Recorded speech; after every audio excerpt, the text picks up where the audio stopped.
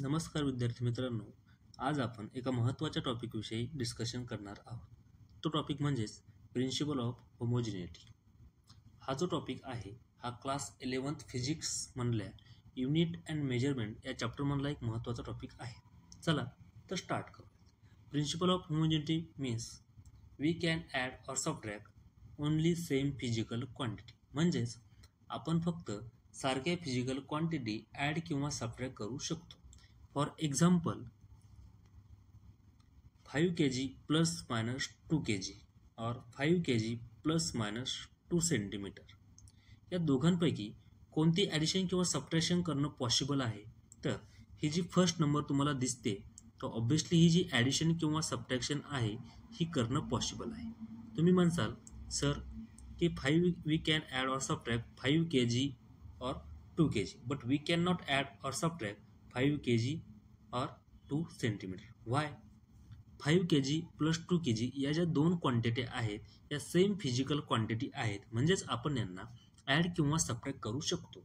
परंतु 5 kg and 2 centimetre या ज्या दोन फिजिकल क्वांटिटी आहेत या डिफरंट फिजिकल क्वांटिटी आहेत. म्हणजे ऑब्व्हियसली या ज्या दोन क्वांटिटी आहेत या डिफरंट फिजिकल क्वांटिटी आहेत, म्हणजे वेगवेगळे आहेत. म्हणजेच तुम्ही त्यांना ॲड करू शकता का? नाही. प्रिन्सिपल ऑफ होमोजिनिटी काय सांगते? तुम्ही फक्त सारख्या फिजिकल क्वांटिटी ॲड किंवा सबट्रॅक्ट करू शकता. म्हणजेच ही जी फर्स्ट नंबर दिसले हे दोन्ही example 5 kg and 2 kg same physical quantity आहे, म्हणजे ऑब्व्हियसली तुम्ही याला ॲड किंवा सबट्रॅक्ट करू शकता. परंतु 5 kg आणि 2 सेंटीमीटर या दोन वेगवेगळ्या फिजिकल क्वांटिटी आहेत, म्हणजेच यांना तुम्ही ॲडिशन किंवा सबट्रॅक्शन करू शकत नाही. In another word we can say that each term on the both side of the equation must have same dimension. That means we can add or subtract only those term which have same dimension. म्हणजेच काय? कोणतंही एक equation घेतलं तर प्रत्येक इक्वेशनमध्ये जेवढ्या पण तुमच्या टर्म दिलेल्या असतील सर्व टर्मचं जे डायमेन्शन असणार आहे हे डायमेन्शन कसं असणार आहे तर सारखं असणार आहे. म्हणजे तुम्ही फक्त त्याच टर्म ॲड किंवा सबट्रॅक्ट करू शकता ज्यांचं डायमेन्शन काय असणार आहे सेम असणार आहे. फॉर एक्झाम्पल जर बघितलं आपण तर बघा x is equal to A plus B plus C. इथं प्लस किंवा मायनस सुद्धा असू शकतो, काही अडचण नाही. म्हणजेच काय असणार? Dimension of X is equal to the dimension of, according to principle of homogeneity, dimension of each term on both side of the equation must have same dimension. each term must have same dimension. म्हणजेच काय? Equation मध्ये जेवढ्या पण term तुम्हाला दिलेले असतील प्रत्येक टर्मचं जे डायमेन्शन असणार आहे हे डायमेन्शन कसं असायला पाहिजे? सारखं असायला पाहिजे. एक्झाम्पल जर बघितलं तुम्ही X is equal to A plus minus B plus minus C, हे एक जनरल एक्झाम्पल फक्त समजण्यासाठी लिहिलंय. बघा म्हणजेच काय? इथं टोटल टर्म किती दिलेले आहेत? 4. म्हणजे प्रत्येक टर्मचं जे डायमेन्शन असणार हे डायमेन्शन कसं असणार आहे? सेम असणार. की जसं की dimension of x is equal to dimension of A is equal to dimension of B is equal to dimension of C. इथपर्यंत काय अडचण नाही. म्हणजेच काय? इक्वेशन मध्ये जेवढ्या पण तुम्हाला टर्म दिलेले असतील प्रत्येक टर्मचं हे जे डायमेन्शन असणार आहे डायमेन्शन कसं असणार आहे तर सारखं असणार आहे. नेक्स्ट एक्झाम्पल जर कन्सिडर केलं तर बघा एक एक्झाम्पल लिहितो. P is equal to Q plus S upon T. या ठिकाणी टोटल टर्म किती आहेत तर 3 आहेत. कोणत्या? पी ही एक सेपरेट टर्म आहे, क्यू ही सुद्धा एक सेपरेट टर्म आहे. परत एक एक्झाम्पल ॲड करू समजा. आणि यस अपॉन टी ही एक सेपरेट टर्म आहे. आणि यू इंटू व्ही या दोन्ही मिळून एक सेपरेट टर्म तयार झाले. म्हणजे टोटल टर्म इथं किती आहेत तर किती आहेत तर 4 आहेत. पी एक सेपरेट टर्म आहे, क्यू एक स्वतंत्र टर्म आहे, यस अपॉन टी ही एक स्वतंत्र टर्म आहे, तर यू इंटू व्ही ही एक स्वतंत्र टर्म आहे. According to principle of homogeneity each term must have same dimension in the equation. कोणतंही इक्वेशन जर तुम्हाला दिलेलं असलं तर प्रत्येक टर्मचं डायमेन्शन काय असणार आहे? सारखं असणार आहे. म्हणजेच काय? Dimension of P is equal to the dimension of Q is equal to the dimension of, not only S or not only T, the dimension of S upon T is equal to the dimension of U into V. फक्त यूचं dimension सारखं असणार आहे का? नाही. किंवा फक्त व्हीचं dimension सारखं असणार आहे का? तर नाही. या दोघांच्या गुणाकाराचं जे डायमेन्शन असणार आहे हे डायमेन्शन म्हणजेच पीचं डायमेन्शन असणार. म्हणजेच काय, जे डायमेन्शन क्यूचं असणार ते डायमेन्शन पीचं असणार आहे. जे डायमेन्शन पीचं असणार ते डायमेन्शन एस अपॉन टीचं असणार आहे. ते डायमेन्शन यू इंटू व्हीचं असणार आहे. म्हणजेच जेवढ्या पण टर्म तुम्हाला दिलेले असतील सर्व टर्मचं डायमेन्शन काय असणार आहे? सारखं असणार आहे. एक्झाम्पल आपण समोर घेणारच आहोत. त्याच्या अगोदर एकदा प्रोफेशनल डेफिनेशन वगैरे किंवा फिजिकल लँग्वेजमध्ये एखादं डेफिनेशन बघून घेऊ. बघा,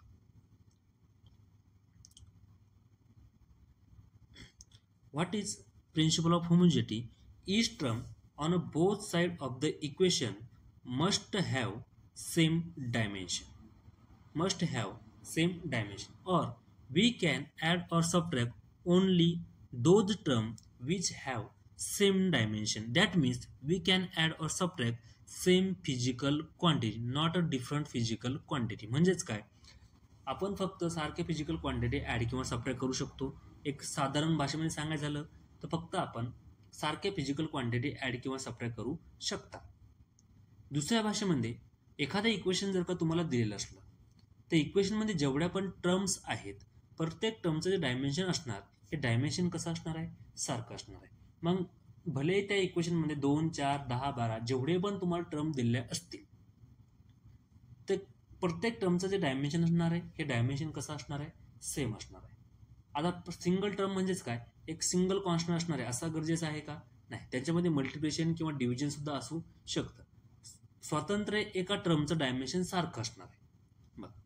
एक्झाम्पल जर बघितलं आपण तर एक्झाम्पल बघा, एक सिंपल एक्झाम्पल दिलेलं आहे. X is equal to A plus B C square plus under root D C. म्हणजेच काय, इथे एक इक्वेशन दिलेलं आहे X is equal to A plus B C whole square plus under root D C. म्हणजे total term तुम्हाला किती दिलेले आहेत? तर 4 टर्म दिलेले आहेत. एक्स एक स्वतंत्र टर्म आहे, ए एक स्वतंत्र टर्म आहे, बी सी स्क्वेअर ही एक स्वतंत्र टर्म आहे, तर अंडर रूट डी सी ही एक स्वतंत्र वेगळी टर्म आहे. म्हणजेच तुम्ही काय म्हणू शकता, according to principle of homogeneity dimension of x is equal to the dimension of A is equal to the dimension of B C square is equal to the dimension of under root D C. म्हणजेच प्रत्येक टर्मचं dimension काय असणार आहे? Same असणार आहे. Second example जर बघितलं आपण, तसे मी 2 एक्झाम्पल तुम्हाला ऑलरेडी दाखवलेले आहेत. हे एक्स्ट्रा 2 एक्झाम्पल आहेत. बघा, सेकंड एक्झाम्पल बघितलं आपण, under in the bracket p plus q into r is equal to s. इथं टोटल टर्म किती दिलेले आहेत? तर 2च टर्म आहे. कोणत्या 2 term? P plus q into r ही एक स्वतंत्र टर्म झाली आणि इज इक्वल टू समोर एक एस ही एक स्वतंत्र टर्म आहे. म्हणजेच तुम्ही म्हणू शकता किंवा ब्रॅकेट म्हणजे 2 टर्म तुम्हाला दिलेले आहे पी अँड क्यू, या 2 स्वतंत्र परत वेगवेगळ्या टर्म आहे. म्हणजे जे डायमेन्शन पीचं असणार ते डायमेन्शन कोणाचं असणार आहे? क्यूचं. कारण आपल्याला माहिती आहे आपण त्याच फिजिकल क्वांटिटी ॲड करू शकतो ज्या सेम आहेत. इथं आणि पी आणि क्यूच्या मधामध्ये काय दाखवलेलं आहे? प्लसचं साईन आहे, म्हणजे ऑब्व्हियसली यांची ॲडिशन केलेली आहे. ॲडिशन केलेली आहे म्हणजेच आपण ॲडिशन केव्हा करणार? ज्यावेळी डायमेन्शन काय असणार आहे? सेम. ॲडिशन साईन दाखवलेलं आहे म्हणजे ऑब्व्हियसली काय 100% शुअर आहोत की पी आणि क्यूचं डायमेन्शन काय असणार आहे? सारखं असणार आहे. त्याच्यानंतर इक्वेशन दिलेलं आहे. इक्वेशनमध्ये 2च टर्म आहे म्हणजे सगळ्यांचं डायमेन्शन कसं असायला पाहिजे? दोन्ही टर्मचं सारखं असायला पाहिजे. म्हणजेच dimension of s is equal to the dimension of p or q into dimension of r. म्हणजेच पी आणि क्यूचं डायमेन्शन सारखं असणार. त्याच्यानंतर पीचं डायमेन्शन इंटू क्यू किंवा पी इंटू आरचं dimension is equal to dimension भेटणार आहे तुम्हाला एसचं. म्हणजेच पी आणि क्यू दोघांचं डायमेन्शन सारखं आहे. दोघांपैकी कोणत्याही एका फिजिकल क्वांटिटी डायमेन्शन घ्या, त्याला जर का तुम्ही आरना मल्टिप्लाय केलं, आरच्या डायमेन्शनना मल्टिप्लाय केलं तर ऑब्व्हियसली तुम्हाला कोणाचं डायमेन्शन भेटणार आहे? एस या टर्मचं डायमेन्शन भेटणार आहे. असं तुम्ही असंख्य एक्झाम्पल काय करू शकता? सॉल्व्ह करू शकता. समोर मी 1-2 एक्झाम्पल दिलेले आहेत, बघू आपण, ट्राय करू. बघा, एक्झाम्पल नंबर फर्स्ट काय दिलेलं आहे? Find the dimension. क्वेश्चन काय आहे बघा, find the dimension of physical quantity X in the equation. Equation काय दिलेलं आहे, force is equal to X upon density. General equation तुम्हाला काय दिलेलं आहे, force is equal to X upon density. Dimension कुणाचं फाइंड करायचं आहे, एक्सचं. डायमेन्शन कुणाचं फाइंड करायचं आहे, एक्स. म्हणजे ऑब्विसली तुम्हाला काय करायचं आहे बघा, डायमेन्शन ऑफ एक्स फाइंड करायचं आहे. फोर्सचा फॉर्म्युला तुम्हाला राईट डाऊन करून दिलेला आहे already, F is equal to X upon density. Force F is equal to X upon density. That means dimension of force according to principle of homogeneity, each term must have same dimension. That means dimension of force is equal to the dimension of x upon dimension of density, but we have to find dimension of x. आपल्याला फक्त x चं dimension find करायचं. ज्या टर्मचं dimension किंवा ज्या कॉन्स्टंटचं dimension तुम्हाला find करायचं आहे त्याला एका साईडला ठेवा, रिमेनिंग सर्व फिजिकल क्वांटिटी एका साईडला द्या.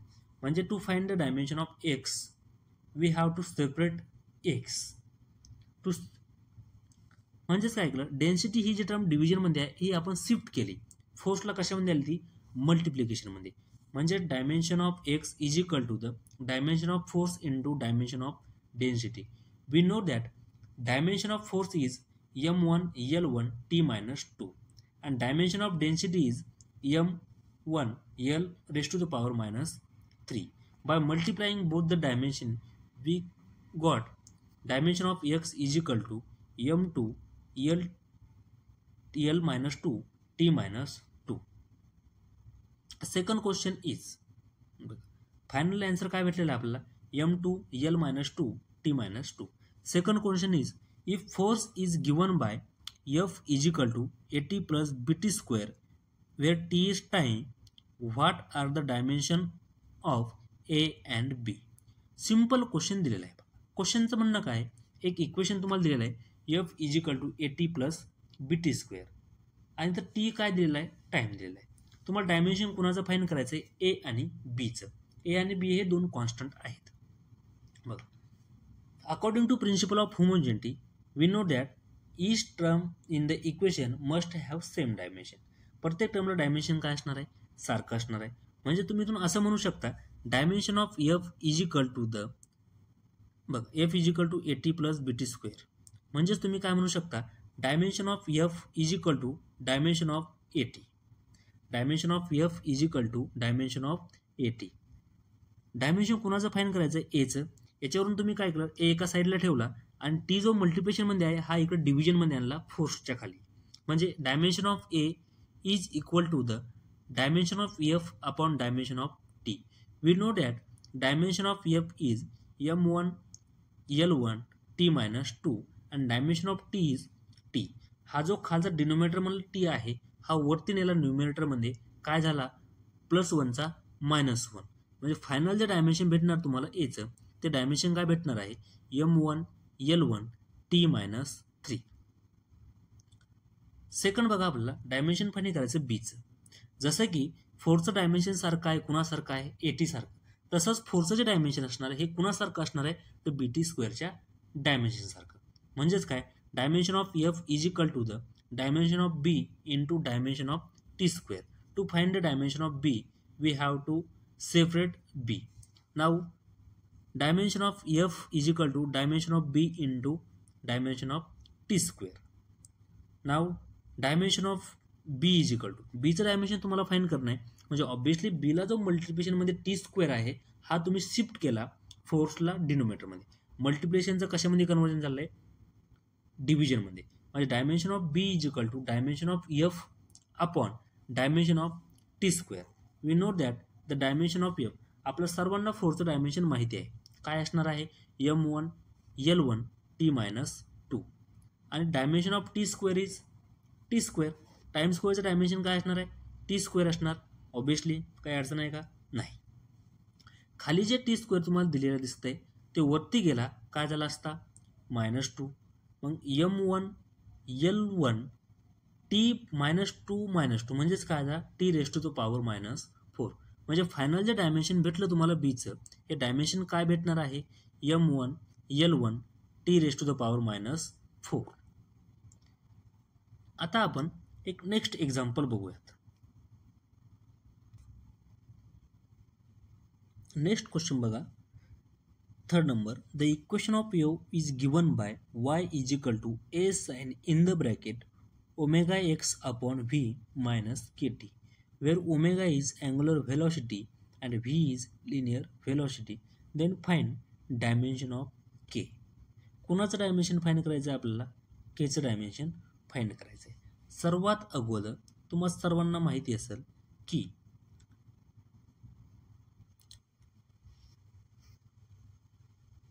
बघा, आपल्या सर्वांना माहीत आहे की ट्रिग्नोमेट्रिक फंक्शन हे डायमेन्शनलेस असतं.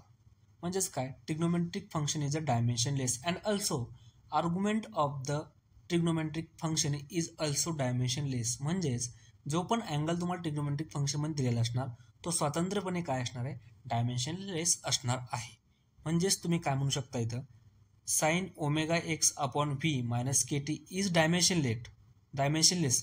परंतु इथे अँगल कोणता दिलेला आहे तुम्हाला, omega X upon V minus K T, हा स्वतंत्रपणे सुद्धा काय असणार आहे, डायमेन्शनलेस. बघा व्यवस्थित समजून सांगतोय, सर्वांनी लक्ष असू द्या. बघा काय दिलेलं आहे तुम्हाला,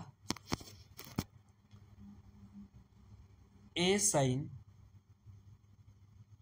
omega upon V minus k into t, हा एक स्वतंत्र दिलेला आहे. बघा हा काय दिसतो तुम्हाला, टोटली ट्रिग्नोमेट्रिक फंक्शन. आणि trigonometric function is a dimensionless. काय असणार आहे, डायमेन्शनलेस असणार आहे. डायमेन्शनलेस आहे म्हणजे त्याची व्हॅल्यू काय असते, सरळ 1 असते. काय असणार आहे व्हॅल्यू, 1. पण जसा हा ट्रिग्नोमेट्रिक फंक्शन डायमेन्शनलेस असणार त्याच प्रकारे त्याचा अँगलसुद्धा काय असणार आहे, डायमेन्शनलेस. म्हणजे ऑब्विसली त्या अँगल काय दिलं आहे तुम्हाला, omega X upon V minus K T, हा का दाखवलेला आहे, अँगल आहे. आणि अँगल इज अ डायमेन्शनलेस. म्हणजेच M0 L0 T0 डायमेन्शनलेस आहे. म्हणजे ऑब्विसली आपल्याला माहीत आहे कोणत्याही इक्वेशनमध्ये एका टर्मचं जे डायमेन्शन असणार, ऑब्विसली सर्व टर्मचं डायमेन्शन काय असणार आहे, तेच असणार आहे. म्हणजे ऑब्विसली स्वतंत्रपणे ही टर्मसुद्धा काय असणार आहे, डायमेन्शनलेस. आणि ही सुद्धा टर्म स्वतंत्ररित्या काय असणार आहे, डायमेन्शनलेस असणार आहे. म्हणजेच काय माहिती झालं तुम्हाला इथून, के टी इज अ डायमेन्शनलेस. आणि आपण डायमेन्शनलेसला सिम्पल काय कन्सिडर करणार आहे, 1 कन्सिडर करणार आहोत. आपल्याला कुणाचं डायमेन्शन फाईंड करायचं आहे, केचं.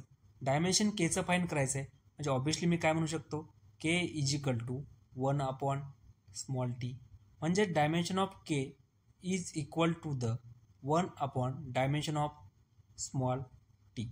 आणि dimension of small t is काय असणार आहे, बघा केचं डायमेन्शन काय भेटलं final, dimension of k is 1 upon dimension of small t, that means time आहे. इथं स्मॉल टी म्हणजेच काय घेतलेलं आहे त्यांनी, time. Dimension of small t is capital T. हा कॅपिटल टी खाली डिनोमिनेटरमध्ये आहे, वरती आला न्यूमिनेटरमध्ये. ऑब्विसली डायमेन्शन काय भेटलं तुम्हाला final, T raise to the power -1. बघा गिवन क्वेश्चनमध्ये आपल्याला काय दिलेलं आहे, Y is equal to A sine omega X upon V minus K T. काय दिलं आहे, मायनस के टी. बघा we know that a trigonometric function is a dimensionless. Also trigonometric angle is also dimensionless. म्हणजेच काय, कोणतेही trigonometric function जे असणार आहे हे डायमेन्शनलेस असणार आहे. म्हणजे त्याला डायमेन्शन असणार आहे. म्हणजे एक्झॅक्टली आपण त्यांची व्हॅल्यू काय कन्सिडर करू शकतो, 1 कन्सिडर करू शकतो. त्याच्याचसोबत जे आर्ग्युमेंट असणार, आर्ग्युमेंट म्हणजेच काय, जे ट्रिग्नोमेट्रिक फंक्शन आहे त्याचा अँगल, हा अँगलसुद्धा स्वतंत्रपणे काय असणार आहे, डायमेन्शनलेस असणार आहे. स्वतंत्रपणे काय असणार आहे, डायमेन्शनलेस. म्हणजेच काय म्हणू शकता तुम्ही, इथं ओमेगा म्हणजे काय दिलं, अँग्युलर व्हेलॉसिटीचं डायमेन्शन काय असणार, LT-1. हे इतकं काय कन्सिडर करण्याचं काम नाही आहे. सिम्पल बघा काय सांगितलेलं आहे, एक डायमेन्शनलेस आहे, omega X upon V minus K T. हा कसा आहे, डायमेन्शनलेस. डायमेन्शनलेस आहे म्हणजे ऑब्व्हियसली तर प्रत्येक टर्मची डायमेन्शन काय असणार आहे, किंवा प्रत्येक टर्म जी असणार ही कशी असणार आहे, डायमेन्शनलेस असणार आहे.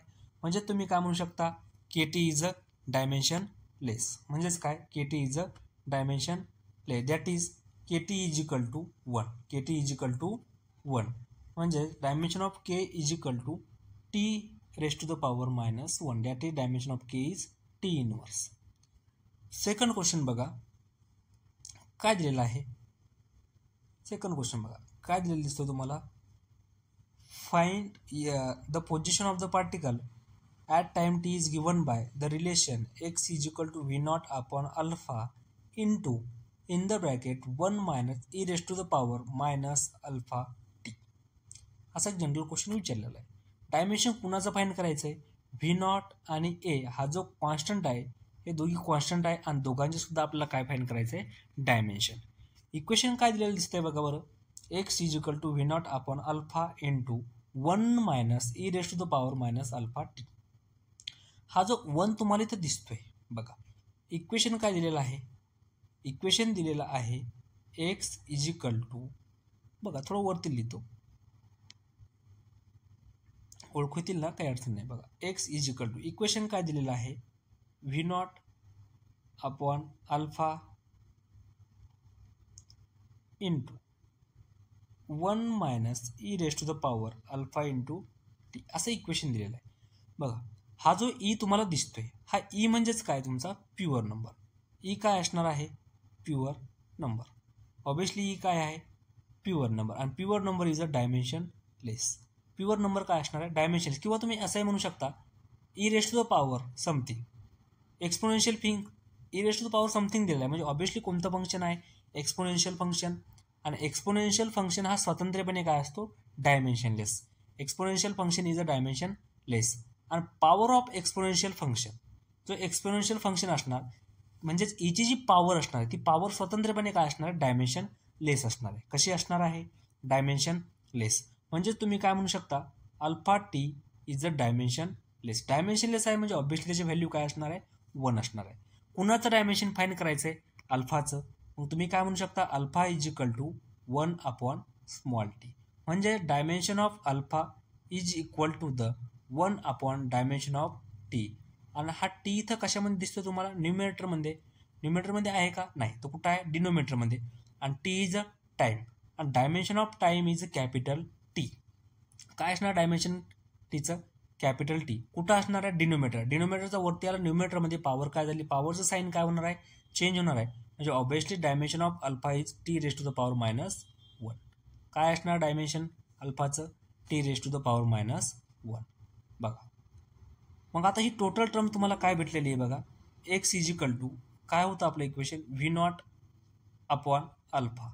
आणि समोरच्या ब्रॅकेटमध्ये जे भेटलेलं आहे ही फिजिकल क्वांटिटी कशी आहे? डायमेन्शन लेस आहे. कशी आहे? Dimension less. का? कारण एक E raise to the power alpha T हा कसा असणार तुमचा? सिम्पल डायमेन्शन लेस आहे. एक्सपोनेन्शियल फंक्शन आहे. 1 जो आहे हा प्युअर नंबर आहे आणि प्युअर नंबरला युनिट नसतं म्हणजे ऑब्वियसली युनिट नाही म्हणजे डायमेन्शन असणार आहे का? नाही. म्हणजे टोटल टर्मची टर्म भेटली तुम्हाला. सेकंड जो ब्रॅकेट भेटलेला आहे हा ब्रॅकेट काय असणार तुमचा? टोटली डायमेन्शन लेस आहे. म्हणजेच तुम्ही इथून काय म्हणू शकता? Dimension of v is equal to the dimension of x into dimension of alpha. We know that x is a position. पोझिशनचं डायमेन्शन काय असणार आहे? जे डायमेन्शन लेंथचं आहे. आणि dimension of length is L. That mean dimension of x is L आणि dimension of alpha is t raise to the power minus 1. म्हणजेच तुम्हाला डायमेन्शन काय भेटलं व्ही नॉटचं? Dimension of V naught is L T minus 1. बघा एकदा, परत एकदा याला काय करतो? एक्सप्लेन करतोय. बघा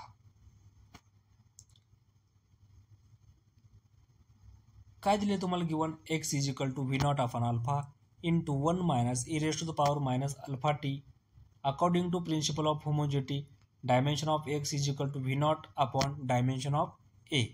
That is, dimension of v naught is equal to the dimension of x into dimension of a, dimension of alpha. Dimension of v naught is equal to dimension of x into dimension of alpha. परंतु इथं dimension of alpha माहीत आहे की तुम्हाला? नाही.